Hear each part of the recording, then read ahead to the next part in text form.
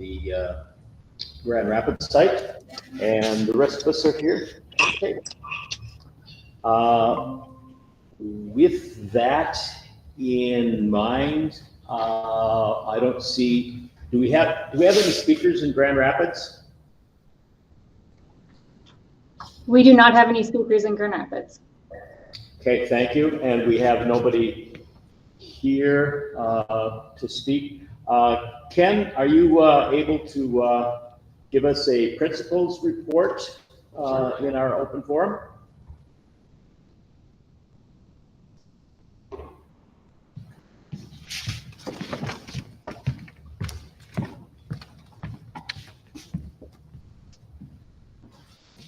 Good evening, everyone. Good evening. So just to give you a little bit of a report on what's been going on in Big Fork for the first 4 weeks. We had a really smooth start. I think I talked to first day of school about the fact that thought, wow, it felt really smooth this year. And then I had to remind myself that, well, we were still buttoning up construction projects and everything else last year. And that probably is why it felt a little bit calmer this year. But we had a real good start. And I want to start off by just sharing a few updates. And one of them is a week ago, last Monday, we had an internship signing with 6 of our Big Fork high school students. Superintendent Gross was able to attend part of that as well.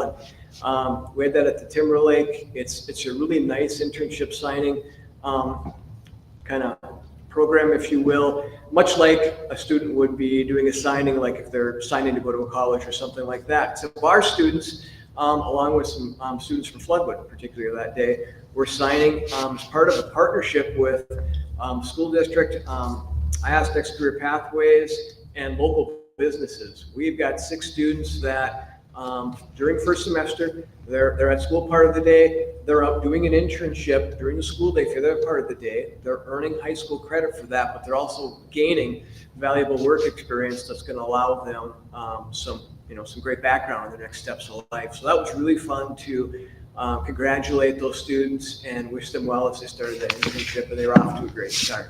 So that was a big deal last week, and thank you, Superintendent Gross, for being a part of that.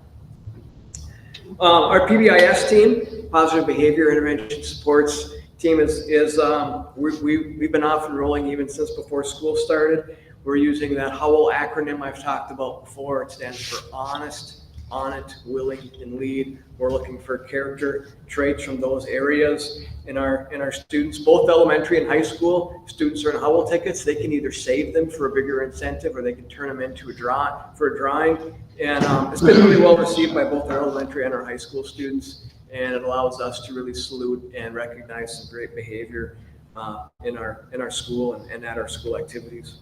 Fall sports are underway. Not only are the games going on, but all of our activity groups have been utilizing the new fitness room, including our cheerleading group. They've been in there. Volleyball's been in there. Football's been in there.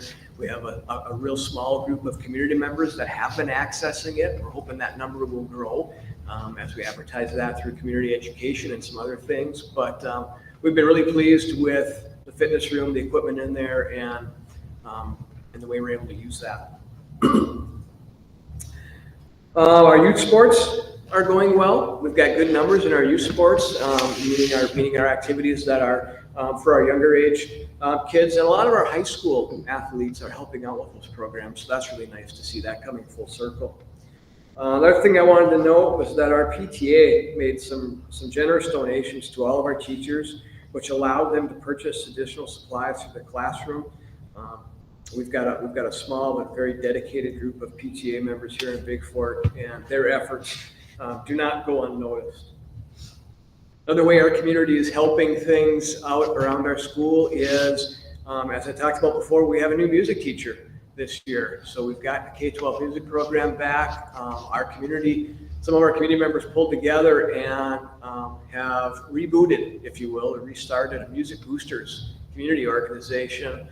Some of their goal is to raise some money and also be able to offer some scholarships for instrument rentals and those kinds of things to make those kinds of things more affordable for families.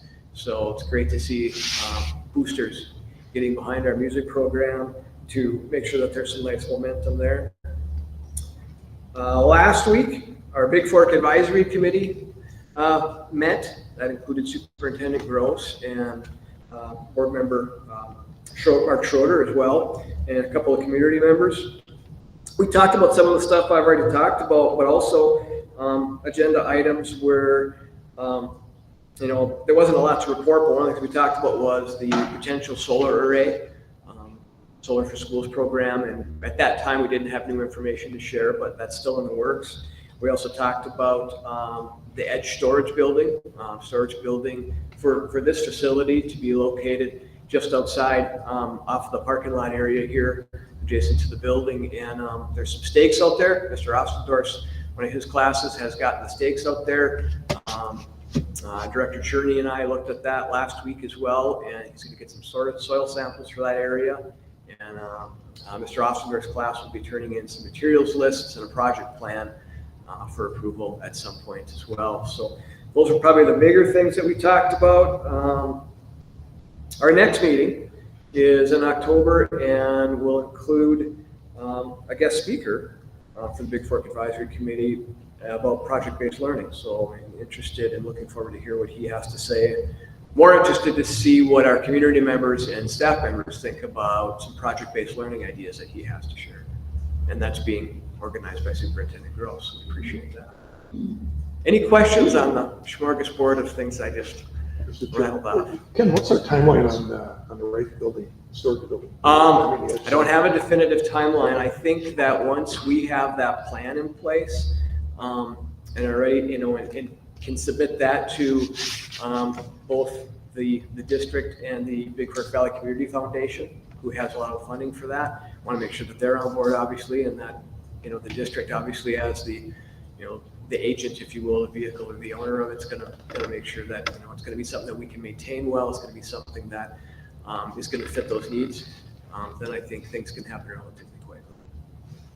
One of the things that we were kind of exploring is whether there would be some economic benefit to timing that construction with the solar construction, which would be next summer. So I know it pushes it off, but we're going to have to trench power, and if that's the difference between being able to afford getting power into that shed or not, I think the group would be, they're really interested in having power out there and lights and stuff like that. So we're kind of waiting on the solar thing to find out when that could be, if there's an economic benefit to waiting. And then at that point, it's just a matter of, how late do we want to pour concrete in the year, or do we just push it off to spring? So from the funding side of it, obviously we don't have any quotes or bids yet on it. Do we feel we have enough funding there? I know the funds are raised from the community. Right. Yeah, they have, they've set aside some funds at the foundation, so Tim's managing that, and we should be good. Part of it is managing expectations around size. It's not going to be a 40 by 60 shed by any means, but compared to their current situation, for sure it's going to be a big upgrade. And as we kind of walk out, hopefully here in a minute, and see, it's going to be super convenient for this place. So I think it's going to be a big advantage. It's just patience and communicating timelines, right? We learned that people can handle knowing, just as long as they know what's going to happen and here's when it's going to happen, even if it's maybe not as fast as they want. Some of the things that have been talked about too, depending on affordability, have been going with a little bit higher walls because then you can stack as far as equipment.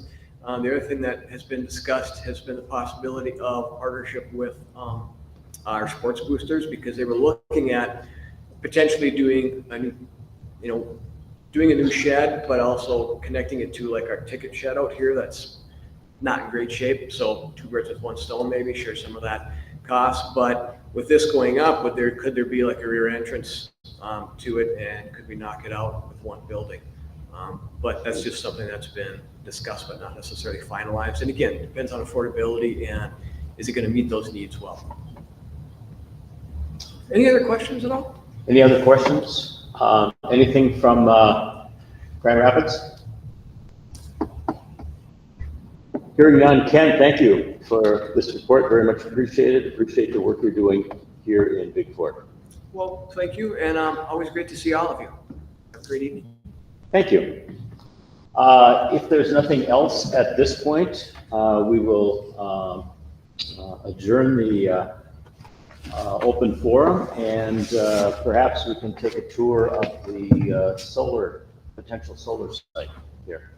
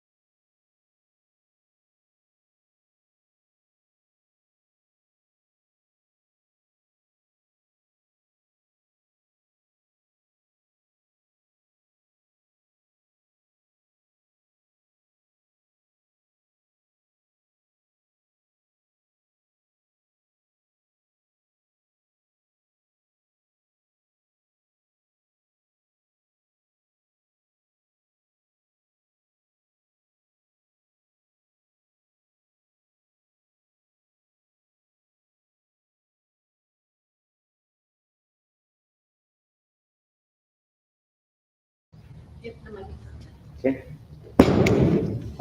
We are reopening the open forum. We have a speaker, Josh Basil. Brazil. Sorry? Brazil. Thank you. I appreciate that. Josh, you have an opportunity. We provide a specific time for persons to address the school board on any topic subject to the limitations of policy 206. Individual comments shall be less than 5 minutes. Depending on the number of persons present, the school board chair may reserve the right to further set time limits. We do not allow negative comments in public session about individual employees or students. Specific factual information or recitation of existing policy may be furnished in response to inquiries, but the board shall not deliberate or decide regarding any issue that is not included on the agenda posted with the notice of the meeting. With that said, Josh? Right. So I know one thing that has probably been on a few people's minds that with late events, it's been school safety with the threats that the middle school and high school have received. So I guess the only thing I have is really is a question, and that is what further precautions are going to be implemented in event of due to future threats potentially, or how the current ones have been handled, and what further precautions do we have in mind or might be in place? That's really the only thing that I have on mind, is because we've got a middle schooler with us. And we kept them home for that Thursday and Friday just out of caution. So it's just been something that's been running on our mind for the last weekend. Thank you. Superintendent, do you want to speak to that at all? Sure. Thanks for coming, Josh. Obviously, something that we thought a lot about. I think something that is good to know, and this is just baseline information. Schools statistically are one of the safest places for kids to be. We hear statistics and stories about tragedies, and they certainly are. But across the country, schools are statistically very, very safe.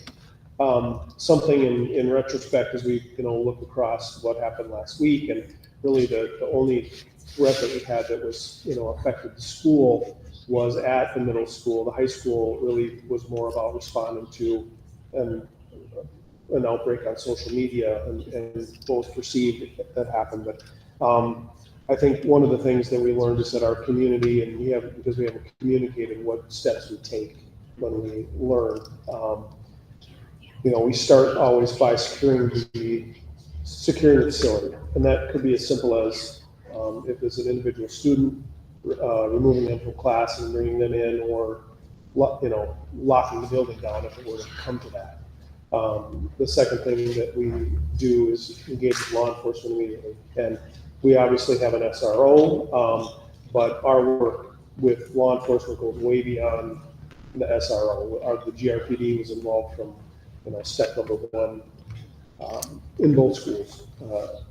Then we get the investigation underway, and that includes interrogating the student, witnesses, teachers that may know the student, the families involved, to determine the significance, and I'm speaking in broad terms right now, to determine the significance of what was said, or the complexity of the threat, or the viability of the threat. Sometimes we run across things that students say that there's no capability of them doing. They don't have access to things that they might need access to carry out what they said they were going to do. So that's part of that response and that investigation. And then we determine what discipline is necessary. And one of the things that's challenging about schools is that we're dealing with minors, and our ability to share what our parents really want to know a lot of times is limited. And that sounds maybe unsatisfactory to parents sometimes, but it's the law when it comes to student data privacy. So what we can say is that in that next phase of discipline, we look at what our policies are with state laws, and then we take every step necessary to make sure the school is safe. And We'll leave it at that, Mr. Yeah. Superintendent. Josh, so you know, we've made an exception. Generally, we do not respond. This is an opportunity to hear, but given this particular situation, we did ask the superintendent to respond. Right. And I appreciate that. It's just the Yeah. main question that gnaws at the back of the mind. Yeah. Since Absolutely. onward of it, so. Thank you. So I do want to thank you all for your time today. Thank you. We have another person, Juliet. Are you here? Do you want to come forward? Juliet is from Big Fork, and you wanted to speak to the board?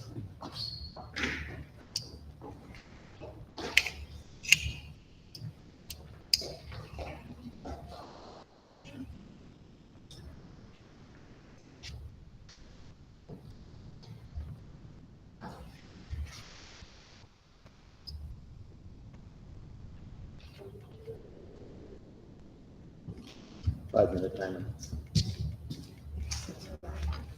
Hi there. Oh, you guys aren't using my. No. Yeah, my name is Juliet Paradise. My son goes to Big Fork School here. He's in first grade. And I'm really pleased with the teachers and the support staff there. I think it's been a wonderful school experience. He's been there since preschool. But one of the things that I have learned recently as we have difficult drop-offs and I get to walk him down the hallway to his classroom is that there are ceiling tiles missing at multiple spots along the Big Fork hallway as you go down through the elementary school. And when I asked a couple people about it, it sounds like there's condensation forming on the pipes in the ceilings, and it creates drips here and there along the entire hallway. And so they've been removing the tiles, presumably to keep them from getting damaged, but it essentially means that we've got students attending school every day who are avoiding drips from the ceiling, which I don't find particularly acceptable at a public building. So I wanted to know, is it something you guys are aware of? Is it something that's in the process of being fixed? Are there details about when exactly that will be fixed? What? Do you want to say something about the ceiling? Well, I have seen workers, but nothing's really happened. So we'd like to know some details about what's going on to get that fixed.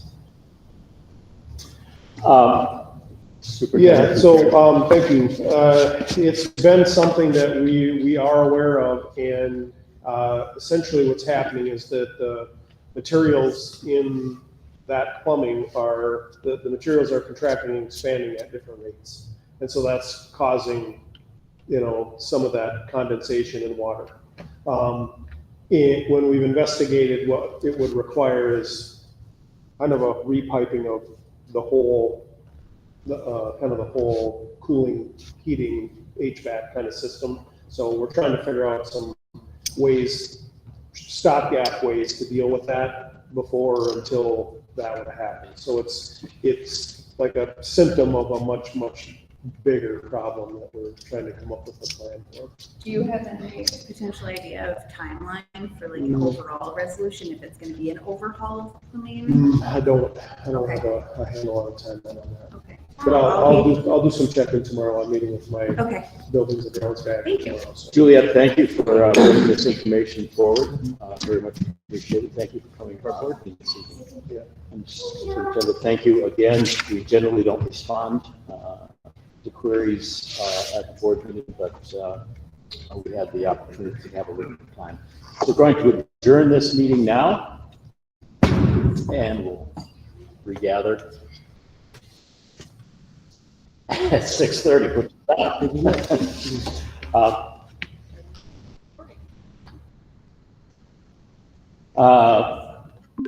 Ladies and gentlemen, we are convening the regular board meeting.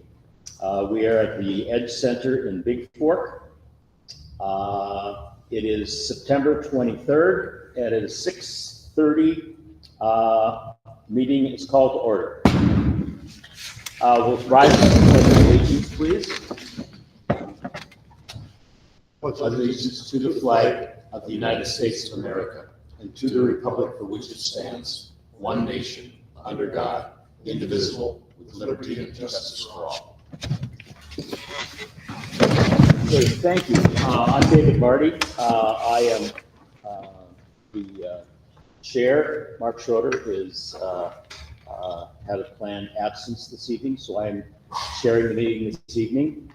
We have board members Pat Baduri, Ben Hawkins here, and the superintendent. And in our office in Grand Rapids, joining us remotely, we have Mindy Neary, and Melissa Barr will be joining us from Grand Rapids shortly. With that in mind, we have an agenda that has been presented. Do I have a motion? Motion and a second to accept the agenda? Second. Any thoughts or questions or comments? Hearing none, all in favor of accepting the agenda as presented, say aye. Aye. Agenda is accepted. Our next issue, we had a principal's report from Big Fork, Ken DeCoster. We had that earlier, so that's already been completed. Stewardship of resources, approval of the minutes of September 3rd board meeting. We need a motion to approve. I motion. Ben moves. Pat seconds. Any discussion or clarification on those minutes? I found them acceptable. All in favor signify by saying aye. Aye. Same sign, no. The minutes of September 3rd are accepted. The approval of the claims for August of 2024 in the amount of $7,631,490.12. Do I have a motion to accept? Approved. Motion to accept from Ben, second from Pat. Mr. Chair, for future, can we do roll calls on the rest of them, please? I neglected to put that on the agenda, but since we do have one board member attending remotely, we'll need to do roll call for that. Okay. Thank you. Yes, thank you. Do we want to go back and? I think we'll be. We better. Okay. Let's pick up right where we're at. We have a approval of claims for August of 2024. We have a motion from Ben, a second from Pat. Any discussion on that issue? Hearing none, I will do a roll call vote on that. Julie? Mr. Dury, Yes. Mr. Marty, Yes. Mr. Hawkins, Yes. and Mrs. Neary. Yes. That motion stands approved. Thank you. We're going to go back to cross our T's and dot our I's. The approval of the minutes. We had a motion and a second.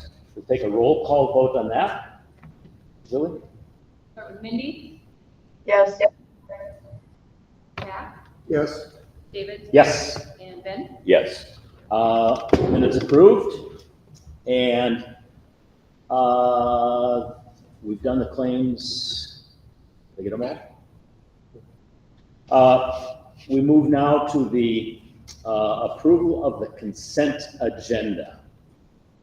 All matters listed on this consent agenda are staff related and do not require discussion. These will be acted on together in one motion. If discussion is necessary on one particular item, it will be removed from the consent agenda and considered separately. With that in mind, do we have a motion to accept the consent agenda? So Moved by Pat, Second. second by Mindy. Thank you. Any discussion or anything that we need to withdraw from this? Hearing none, we'll take a roll call vote on the consent agenda. Start with Pat Dury, yes. David Marty, Yes. Ben Hawkins, Yes. and Mindy Neary. Yes. That's got a big chunk of it. We're going to Approval of the preliminary 2024 payable in 2025 levy. And Casey, are you able to, are you there? I am here. Hey, Casey, do you want to speak for us? Yes, so I'm here on behalf of Kara to present this. So I recommend the board approve the preliminary 2024 payable 2025 levy by certifying the maximum amount available at this time. It's critical that we ask to approve the maximum at this point because we are able to reduce this amount if we need to or can in the future, but we are not able to increase it if we have additional needs. We will hold the truth and taxation public meeting on Monday, December 9th at 6 p.m. And then there are a few things that significantly affect the levy amounts. Three of them that Kara noted for me were our enrollment numbers. We are providing estimates quite a few years out, so if those numbers decrease or increase, adjustments to the levy are made. For debt service obligations, so our OPEB debt will be paid off in 26, fiscal year 26, which will allow for more funds in other areas. And the third biggest one is our retiree benefits. Our expenses in fiscal year 24 were 5.5 million. And right now these funds are covered with trust money, which we have money to cover moving forward for a few years, but we will need to look at using levy dollars in the future when this money is depleted. Okay, thank you. That was a lot. Questions for Casey, or for Casey at this point? Mr. Chair, I know we're gonna go into the discussion before we actually do a motion in a second, but I didn't really understand what you had to say there. It was really garbled. I guess my big question is, Casey, I know we always levy the max, but I always ask what that percentage is because the general public usually looks at what percentages are versus what the max is. And I know this is just the preliminary levy, and we have an opportunity to lower the levy in December. We can't raise it by no means once we approve it now. So what is the percentage in regards to this maximum levy? I do not know the percentage amount. I can figure that out, find that out for you. I do know that it was it should be no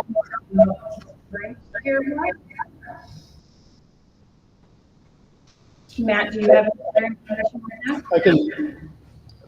I know that in the discussions with Kara that I've had so far, it looks at this point like it's going to be reduction. What Casey was talking about were three areas that are significantly, in flux right now. And Kara and I were just on a call with Ellers today, who's advising us on a number of things. But three big variables that are still kind of in process. One is debt service. That's we're working through that. The second one is enrollment. Our levy has a lot of formulas that are a function of enrollment. And then the third one was our retiree benefits, OPEB. And so those are three big factors in what will be the final levy. And so at this point, was the last time I talked to Kara, it was looking like a reduction. But in terms of how much of that will depend a lot even on some of the adjustments that we make. Even today in talking to Ellers, we had a discussion about adjusting our OPEB benefit. Kara had just made some adjustments to enrollment. Our enrollment is down, that brings levy down, right? So, but as far as the exact number, that part of what, the question really is why we levy maximum now, because coming up with that number today is really difficult and it creates an unrealistic expectation one way or the other. So let me try to define it. Will our levy be a negative levy? That's what it appears like, yes. Yeah. Because I had talked to Kara last week and she threw a percentage out to me and I was kind of, really? And she said, well, that's what we know today. Mm-hmm. And there was this discussion with Ellers that were going to happen today and she thought we might be able to have what that percentage might be more definitive on. So that's why I asked the question. And again, from the public perspective, it's always about percentages, not understanding maxing or levying the max on it. So, but I'm happy to hear that it's going to be a negative levy. So I think that's good for the district, good for the public going forward. To stay consistent with board action, this is the this is the preliminary 2024 levy payable for 2025. This will come back to this table in December. Do I have a motion to accept the preliminary? So moved. I have a motion. Second. And I have a second. Is there any discussion beyond what Casey's been able to clarify for us so far? Mr. Chair, I just want to clarify that the motion's intent is to certify the maximum at this point. I just want to make sure that we have that documented correctly. Okay. Thank you. Is that the? Yes, yeah. Yes. And that's consistent with board action we take every year at this point. But this will come back to the table for final approval in December. Hearing no further discussion, all in favor, we'll do a roll call vote. Thank you. Start with Ben Hawkins, Yes. David Marty, Yes. Pat Maduri, Yes. and Mindy Nuri. Yes. Okay, thank you. The preliminary levy is approved. We are going on to policies that are going to be approved in one reading. And these are all being consistent with state action, legislative action. So we're not making changes other than those that are required by the state. Matt? Thank you, Mr. Chair. As you referenced, our policy 208 provides the board the ability to approve these in one reading, conditionally upon the basis for that. And again, this is about statutory change. 416, the change there from the state had to do with laboratory testing around drug, alcohol, and cannabis. So that's again reflective of Minnesota Statute 181. The 418 on drug-free workplace, that there was a piece in there about the patient registry and non-discrimination for people that are on the patient registry. Again, that was a change in law.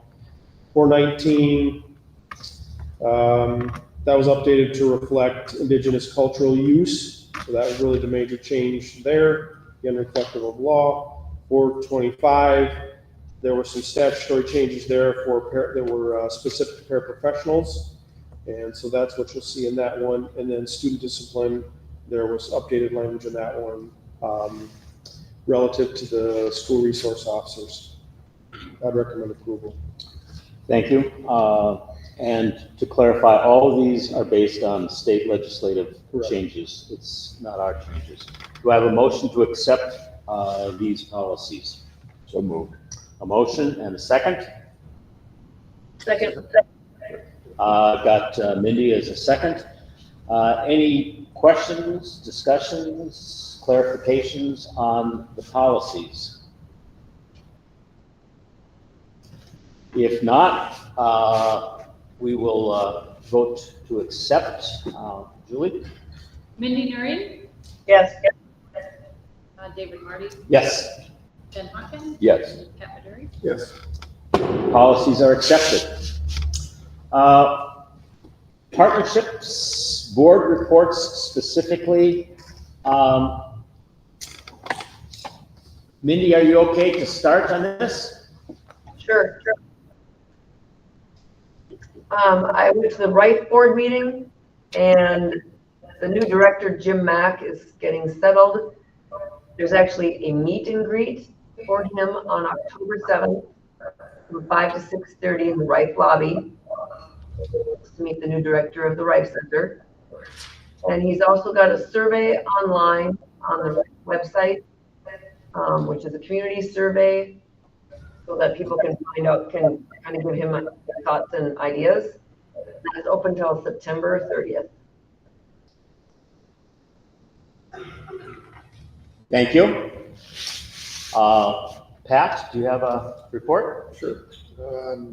Just had a couple of meetings, a facilities meeting, update at the high school. Things are moving along, obviously completed to the point where we got school back in session now.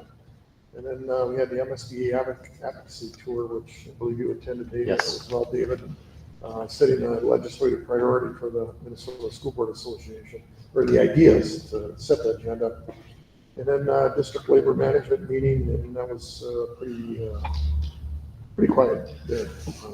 But going back to our workshop that we had, I think on September 16th, we talked about the traffic plan at the middle school, and we talked about how we might be able to loop in the parents on that plan. And I think we talked about maybe through the parent-teacher group.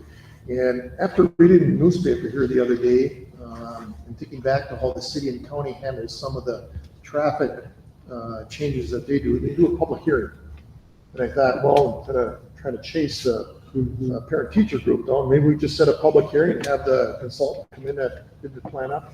If people show up, it's there. They can speak to it, and if there needs to be modifications on it, we can go back to the drawing board with them and do that. And I think it'd be appropriate maybe to have that public hearing or public meeting for the plan at middle school, so that we can maybe walk out and actually physically show them. So I just mentioned that as an idea going forward, and see maybe we can apply that on this project at the middle school. And I know it's created a lot of headaches over the years, and I think the plan looks good, but again, having an option for the public to have some input, I think is a good thing with it.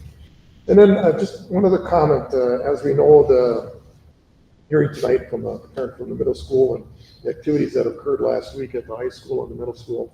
And I mentioned this to Matt about maybe at our next workshop, just to sit down and have a discussion on where we're at with our communication plan in regards to events. Not saying that it needs to be changes, maybe just talk about it, have the principals come and talk about, do we need to do anything different? Should there be more of a central point of communication? Just throwing some things out and ideas out on how we might be able to communicate better and what we can communicate out versus what we can't. I know there's a lot of expectations from the community they need to know now, but obviously there's a lot of restrictions on the school district on what we can and what we can't do. And Matt, I think you explained some of those things tonight. And I think it's a good thing for us to just have an internal discussion on where we're at and see if we need to make any modifications, changes to that going forward. And maybe have some boilerplate language that we can always use for these events. But it's more so, I'm just going to call it an after-action review on how we did, what do we think might need to be changed, and if there does need to be some changes, what's that look like going forward? So it's more about having a discussion. Good. That's all I have. Thank you. And it's good to have information about the plan for transportation at the middle school. That's there's some significant conversation going on there. Ben? Had a facility meeting and labor management. Okay.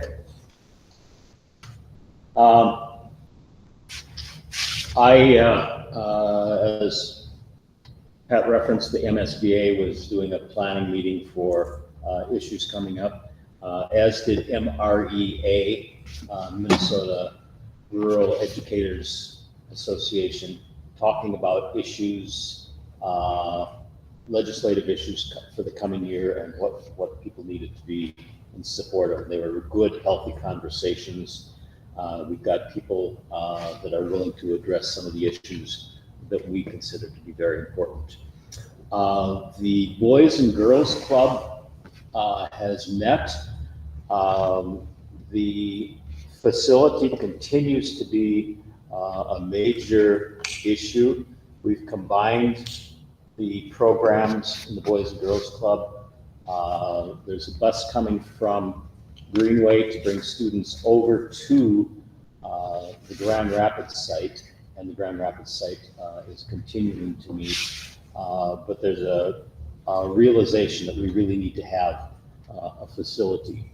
And There is a call out if somebody has an idea on a facility that would be appropriate for the Boys and Girls Club. We really are looking, it's going to have to be, because of the financial situation that the Boys and Girls Club is in, it's going to have to be a very healthy donation. There is some funding at the Boys and Girls Club to do some renovation and update. We have about $350,000 to do some updates and things like that. But if anyone has thoughts about facilities, we'd appreciate hearing from it. And the endowment of the ISD 318 endowment committee met. We are accepting applications early this year. It will be first week in December. It's all online, and encouraging teachers to get applications in. We have some that have come in. They will be turned around really quickly this year so that the funds can get into teachers' hands, and it can be making a difference in our students' lives, which is what is really important. Meanwhile, we have an election coming up. We have potentially 3 open school board positions, and we have 8 candidates. I would encourage everyone to spend some time to get to know these candidates. 10? Okay, 10 candidates. Who knew? And there are a couple of open forums, of which I'm aware. I know there's one on October 9th at the Rife Center. I just got notice of another one today on October 22nd, I believe. So please take an opportunity to inform yourself on these candidates who are willing to step forward and serve on the school board. Mr. Superintendent. Thank you, Mr. Chair. We're here obviously in the edge, and we've talked about this. Some of the lights above you, the ones that kind of look more square in shape, I guess you could say, are new. It was part of the grant that Heidi Korstead was here talking to us about previously. So we have new stage lighting, new house lighting in the back. If you would have seen, our ability to bring up lights before, that whole back row was pretty much out. And then a new sound and video board is in the back there, so that's great. And she is really excited to not only use it, but show kids how to use it and that kind of thing. So really good work by the group up here that hustles a lot to get things done. Had the chance to be in classrooms a number of days in the last couple of weeks, and people are working really hard, great attitudes, a lot of new, whether that's new curriculum, new ways of teaching reading that aren't necessarily new ways of teaching reading, but new maybe at this point in time, or change, but really, really great attitudes. Obviously kind of circling back to what our parent was here talking about earlier, one of the things that we haven't talked about enough with our community, I think first of all, is just how seriously we take not just safety as it relates to that, but it's not lost on us that every day 4,000 children are entrusted to us, whether that's them getting on the bus, what we feed them, and certainly what happens during the school day. So it's a responsibility we take really, really seriously. One of the ways that we've tried to demonstrate that or be good stewards of that is, and we haven't talked about that a great deal publicly, but we have teams in every single one of our schools that have gone through 2 phases of which is what is an evidence-based program for evaluating threats. That involves really specific questions about the individual student that might be involved, their background, checking with mental health, developing safety plans. We're more highly trained than we've ever been relative to doing that investigation, and we haven't talked about that to our community, but it's something that should provide some degree of satisfaction there. We do have things to learn, and the question that I've asked myself a lot, and back to Mr. Maduri's comment about circling back to this, but this question of what could we have shared with our community or with parents that would have given them some degree of calm that would have been legal for us to share. And I think there was a reference earlier about just the challenges of what we're able to share. We're talking about minors and communicating personally identifiable information out. We obviously cannot do that, and no parent wants that. But are there things that we could have communicated that would have increased the level of calm? So we're kind of wrestling with that question. And also in our new, maybe it's not necessarily new, but in today's environment when we are needing to respond to social media as much as the actual threat itself, is kind of a different environment and a different animal and challenging. I think our high school situation was a perfect example. There were multiple reports of weapons on campus, of an arrest that was made, neither of which was true. There was no evidence of either of those things. The student that those reports were being made about left on his own with his father. And so it's challenging when we're trying to keep up with Snapchat and we're trying to keep up with Facebook. And we're in a kind of a weird environment where society tends to trust social media before they trust institutions that historically have been viewed as highly trusted. So that's a challenge for us, one that we will just have to take on and figure out new ways to do that. Kind of comes back to that communications question, and also kind of when the communication happens post-event, but also prior to an event. I mentioned that we're working on some communication materials that can be out there for our public to be able to reference at any time, so they have a better understanding of how do we handle threats in our district, how well have our people been trained, what can they expect, so that what we can tell them is in front of them and they understand maybe more about what it is we can say, whether we can say it.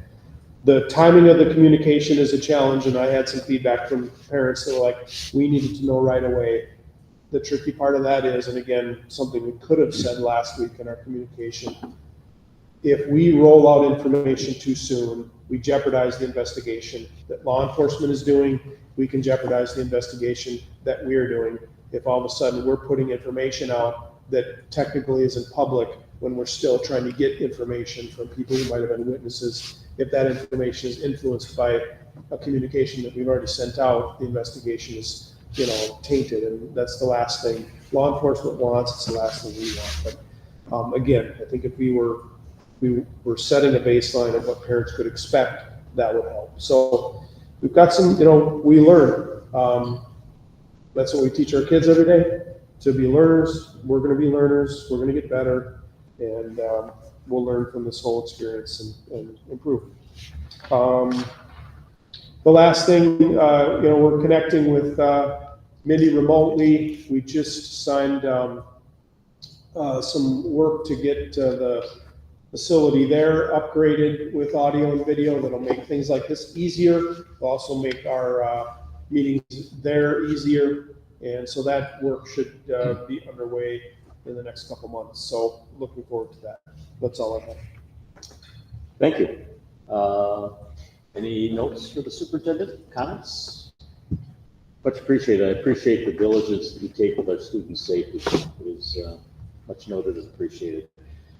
With that, we have meeting notices over the next month of October.